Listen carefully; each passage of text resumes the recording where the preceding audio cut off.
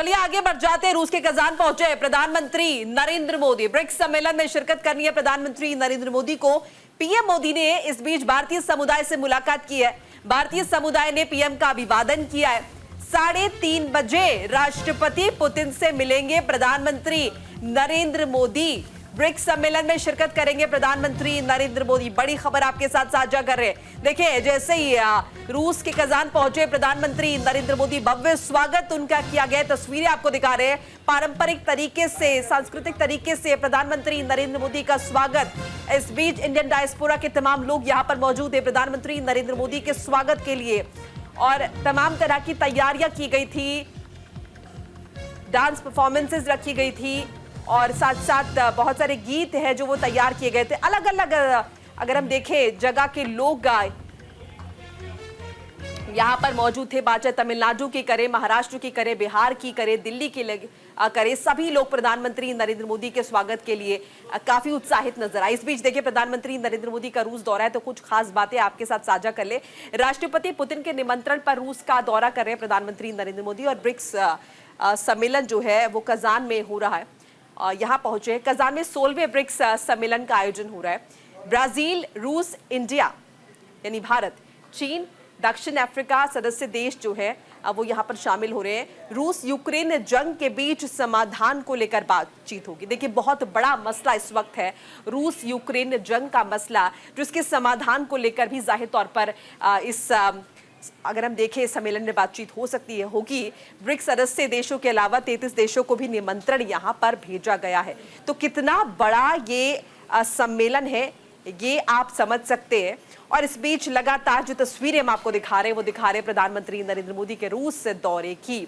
चलिए, इस बीच हम आपको ये बता दें कि आखिर क्या है ब्रिक्स, जिसे लेकर लगातार चर्चा हो रही है, जिसे अटेंड करने के लिए प्रधानमंत्री नरेंद्र मोदी रशिया पहुंचे हुए। देखिए, सितंबर 2006 में हुई थी ब्रिक्स की स्थापना। मूल रूप से ब्राजील, रूस, भारत और चीन इसमें शामिल थे। सितंबर 2010 में दक्षिण अफ्रीका को पूर्ण सदस्य का दर्जा यहां पर दिया गया। ब्रिक्स दुनिया की 45% आबादी का प्रतिनिधित्व करता है। दुनिया की 33% भूभाग और 28% अर्थव्यवस्था का प्रतिनिधित्व करता है। सदस्य देशों के बीच आपसी सहयोग के मुद्दों पर चर्चा की जाती है। व्यापार, हेल्थ, एजुकेशन, ऊर्जा, पर्यावरण समेत कई मुद्दों पर चर्चा यहां पर होगी। तो देखिए, तमाम वो मसले होंगे जिन पर चर्चा होगी, और इस बीच तस्वीरें भी लगातार हम साझा कर रहे हैं। सीधे रुख करते हैं न्यूज रूम का, जहां से हमारे एडिटर हमारे साथ जुड़ चुके हैं, ओम प्रकाश जी, उनका रुख कर लेते हैं। ओपी जी, बड़ा दिन है और जैसे कि 3:30 बजे की बात की जा रही, कुछ ही देर का वक्त है जब प्रधानमंत्री नरेंद्र मोदी जो है अपने समकक्ष के साथ मुलाकात करेंगे, द्विपक्षीय बातचीत होगी। देखिए, प्रधानमंत्री अब से थोड़ी देर पहले करीब दोपहर में कजाक पहुंचे हैं, और अब उसके बाद जो है वहाँ पे जो है सबसे पहले तो वो भारतीय कम्युनिटी के लोगों से मिलने वाले हैं, मिल गए हैं।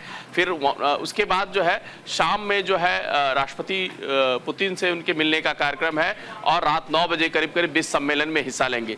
वहाँ प्रधानमंत्री के और भी कई शीर्ष नेताओं से मुलाकात के कार्यक्रम है, लेकिन अभी तक खुलासा नहीं हो पा रहा है कि किन किन नेताओं से उनकी मीटिंग फिक्स हो गई है। सबकी नजरें शी जिनपिंग से जो मुलाकात होने की संभावना जताई जा रही है उस पे है कि क्या भारत और चीन के जो राष्ट्राध्यक्ष हैं उनके बीच मुलाकात होगी। हाँ, ये जरूर इशारा जरूर मिला है कि प्रधानमंत्री मोदी जो है ब्रिक्स सम्मेलन में जितने भी शीर्ष नेता हैं उनसे द्विपक्षीय बातचीत होगी, और चीन भी उसमें चूंकि शामिल है, तो इसलिए यह भी कयास लगाया जा रहा है कि संभव है कि प्रधानमंत्री मोदी की शी जिनपिंग से मुलाकात हो, द्विपक्षीय बातचीत हो। और ये बातचीत इसलिए भी महत्वपूर्ण हो गई है कि कल ही भारत ने घोषणा की है, चीन ने भी कंफर्म किया है कि भारत और चीन के बीच LAC पर लद्दाख में पेट्रोलिंग को लेकर एक समझौता हुआ है, और दोनों जो देश की सेनाएं जो अभी बिल्कुल बॉर्डर पे हैं वो पीछे हटेंगी और 2020 के जो सिचुएशन था उसको मेंटेन करेंगे। तो निश्चित तौर पे ये एक बड़ी सफलता है, और ये ब्रिक्स सम्मेलन से के पहले हुआ है, तो कहीं ना कहीं भारत और चीन के बीच में जो कटुता थी उसको खत्म करने की दिशा में एक बड़ा कदम माना जा रहा है कि यहाँ से बातचीत के दरवाजे और खुलेंगे। जब शी जिनपिंग और प्रधानमंत्री मोदी की मुलाकात होगी तो निश्चित तौर पे भारत और चीन के बीच रिश्ते जो ठंडे बस्ते में पड़ गए थे उनको सामने लाया जाएगा और उसको आगे बढ़ाने की कोशिश की गई है। जैसा कि आप बता रही थी कि ब्रिक्स सम्मेलन जो है, जो इसके रिप्रेजेंटेटिव देश हैं, आधी से ज्यादा आबादी इन देशों में रहती है, 1/4 जो है वर्ल्ड की इकोनॉमी इन देशों में है, और ये उम्मीद की जा रही है कि 2050 तक दुनिया की जो सबसे विकसित इकोनॉमी होंगी वो इन्हीं देशों की होंगी। भारत है, ब्राजील है, चाइना है, रशिया है, या फिर जो हमारे नए मेंबर बने यूएई है, या फिर आपको ईरान है। ये सब जो निश्चित तौर पे जिस तरह से इनकी भागीदारी बढ़ रही है वो एक काफ़ी अहम माना जा रहा है। प्लस जैसे G7 है या बाकी जो दुनिया के दूसरे जो गठबंधन है उनके मुकाबले ये जो ब्रिक्स सम्मेलन है इसको ज़्यादा बहुपक्षीय और बहुत ध्रुवीय माना जा रहा है, क्योंकि इसमें किसी एक देश की मोनोपोली नहीं है, सभी देश इक्वल पार्टनर हैं। तो इस दिशा से ये सम्मेलन जो है बहुत ही महत्वपूर्ण हो रहा है।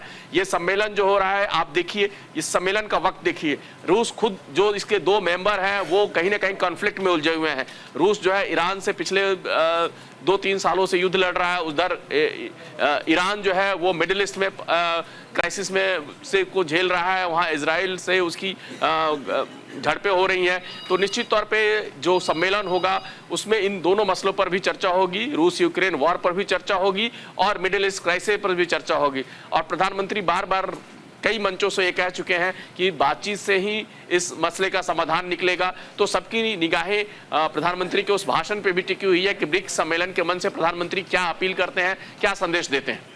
बिल्कुल, और जिस तरह से आपने जिक्र किया ओम प्रकाश जी, चीन और भारत को लेकर भी सबकी निगाहें होंगी, चूंकि दोनों देशों के समकक्ष आपस में मुलाकात कर सकते हैं। इससे पहले अगर थोड़ा पीछे हम चले जाएं तो SCO सम्मेलन हमने देखा, वहां पर भी दोनों देशों के रिप्रेजेंटेटिव पहुंचे थे और जहां से विदेश मंत्री ने हमारे साफ तौर पर कहा था कि किसी भी कीमत पर हम संप्रभुता के साथ किसी भी कीमत पर समझौता बर्दाश्त नहीं करेंगे। हालांकि नाम नहीं लिया था किसी भी देश का, लेकिन वो मैसेज जाहिर तौर पर चीन के लिए था, वो पाकिस्तान के लिए था। तो क्या हम ये समझे कि वो एक बैकग्राउंड पहले तैयार हो चुका था और कहीं ना कहीं चीन को ये बात समझ में आ रही है कि भारत को क्या चीज़ें पसंद नहीं आ रही है, और कहीं ना कहीं अगर हम चाहें इस पूरे रीजन में शांति बहाली और देशों के बीच जो संबंध है वो प्रगाढ़ रहे, इसके लिए ज़रूरी है कि आपसी मनमुटाव खत्म होना चाहिए। नहीं, बिल्कुल आपने सही कहा कि देखिए जिस तरह से दुनिया में वो इकोनॉमिक क्राइसिस है, दुनिया जो है कोविड के मार के बाद से, कोविड के संकट के बाद से अब तक उभर नहीं पाई है। आप भारत की स्थिति देखिए, भारत उभरती हुई इकोनॉमी में नंबर 1 है दुनिया में। चीन जो है इकोनॉमिक क्राइसिस झेल रहा है, वेस्टर्न जो कंट्री हैं वो इकोनॉमिक क्राइसिस झेल रहे हैं। इस समय अगर युद्ध की बातें होती हैं या तनाव की बातें हैं या कॉन्फ्लिक्ट की सिचुएशन आती है तो उससे किसी का फायदा नहीं है। अभी जो हम रशिया और यूक्रेन का वॉर देख रहे हैं या मिडिल ईस्ट क्राइसिस देख रहे हैं, पूरी दुनिया की इकोनॉमी जो है उससे उसको नुकसान हो रहा है। तो निश्चित तौर पर जब इस तरह की बातचीत होती है, तो चाहे भारत हो, चीन की बात हो, या भारत या पाकिस्तान की बात हो, तो हम अपनी बात अब प्रमुखता से कहते हैं कि देखिए हम पीछे नहीं हटेंगे, हमारा स्टैंड है, हम एग्रेशन की पॉलिसी नहीं अडॉप्ट करते हैं, आपने हमारे तरफ कदम बढ़ाया है, आप पीछे हटिए। तो भारत कहीं ना कहीं अब आर्थिक रूप से सशक्त है। भारत अपनी बात को किसी भी अंतर्राष्ट्रीय मंच पे हो चाहे द्विपक्षीय मंच पे जोरदार तरीके से रखता है। इसीलिए आप 4 साल लग गए भारत और रूस के संबंधों को वापस पटरी में आने में।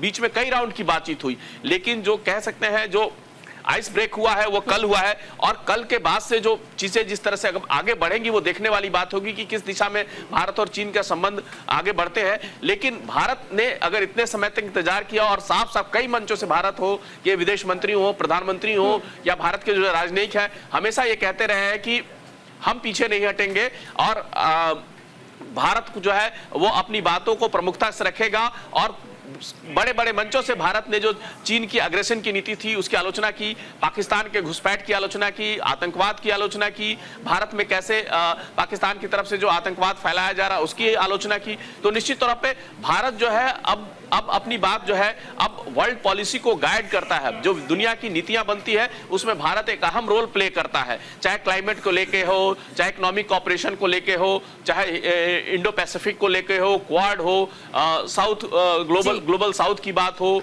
या कहीं भी किसी भी मंच पे अब भारत को न सिर्फ एक मेंबर की तरह पार्टिसिपेट करता है, बल्कि उसकी सुनी जाती है और उसके जो सुझाव होते हैं उसको दुनिया मानती है। तो निश्चित तौर पे ये सम्मेलन भी उसी दिशा में होगा और उम्मीद है कि ब्रिक्स सम्मेलन में प्रधानमंत्री जो कुछ सुझाव रखेंगे, चाहे क्लाइमेट को लेकर हो, अर्थव्यवस्था को लेकर हो या विश्व में शांति को लेकर हो, निश्चित तौर पर या मल्टीपोलर वर्ल्ड बनाने की हो, तो निश्चित तौर पर प्रधानमंत्री का भाषण और उनके जो सुझाव होंगे वो सबके लिए देखने की बात होगी। निश्चित तौर पर सभी की निगाहें रहेंगी और 3:30 बजे द्विपक्षीय बातचीत होनी है। बहुत बहुत शुक्रिया ओम प्रकाश जी हमारे साथ जुड़ने के लिए, जानकारी साझा करने के लिए। तो देखिए प्रधानमंत्री नरेंद्र मोदी रशिया पहुंचे हुए हैं, कजान पहुंचे हुए हैं और यहाँ पर 3:30 बजे अगर हम देखें तो रूस के राष्ट्रपति पुतिन के साथ उनकी मुलाकात होगी, द्विपक्षीय बातचीत होगी। ब्रिक्स सम्मेलन में हिस्सा लेने के लिए प्रधानमंत्री नरेंद्र मोदी पहुंचे और तस्वीरें हम आपके साथ जो साझा कर रहे हैं वो तस्वीरें